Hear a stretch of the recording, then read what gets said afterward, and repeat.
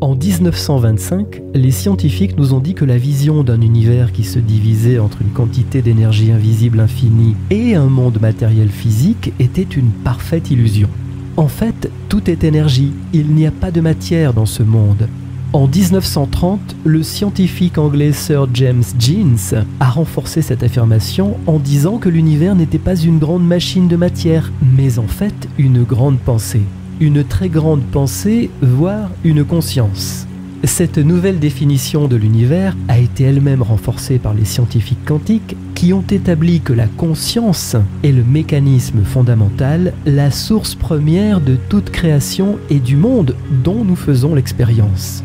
En fait, le scientifique quantique Richard Cohn Henry de l'université Johns Hopkins a récemment publié un article dans le célèbre journal Nature intitulé « L'univers mental » et dans ses recherches, Richard Cohn Henry conclut que l'univers est immatériel, qu'il est mental et spirituel, qu'il faut le vivre pleinement et savoir en apprécier sa beauté à chaque instant. La science moderne vient donc confirmer que sur le plan quantique, l'univers est à la fois mental et spirituel.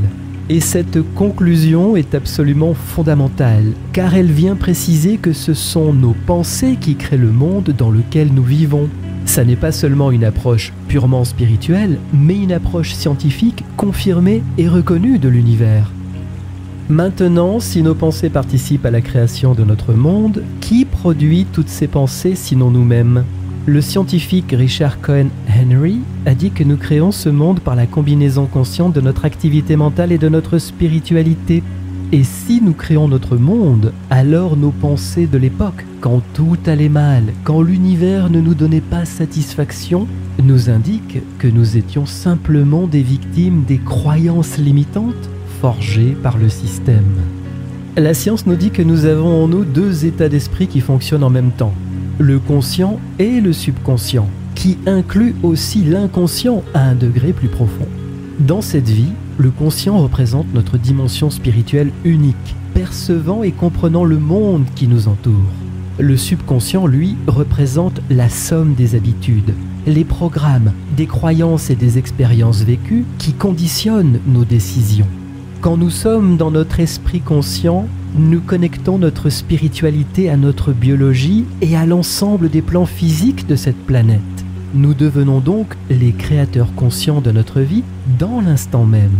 Le problème, c'est que 95% du temps, nous agissons sous le contrôle du subconscient qui met en place les programmes de survie limitants et conditionnants installés en nous depuis déjà trop longtemps, depuis l'enfance à vrai dire, mais rétroalimentés au quotidien bien sûr par l'ensemble des informations qui circulent dans notre système.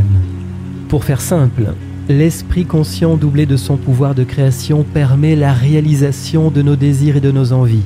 Le subconscient, quant à lui, a été programmé depuis le début de notre existence par notre entourage, par nos parents, par nos amis, par le système éducatif, par la société et l'ensemble de ses composantes.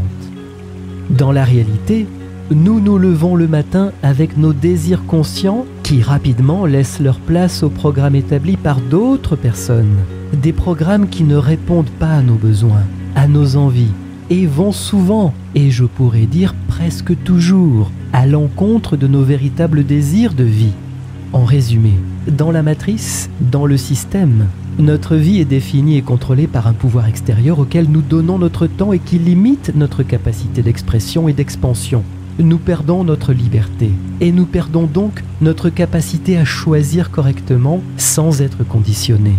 Et pour quelle raison perdons-nous aussi facilement notre liberté ?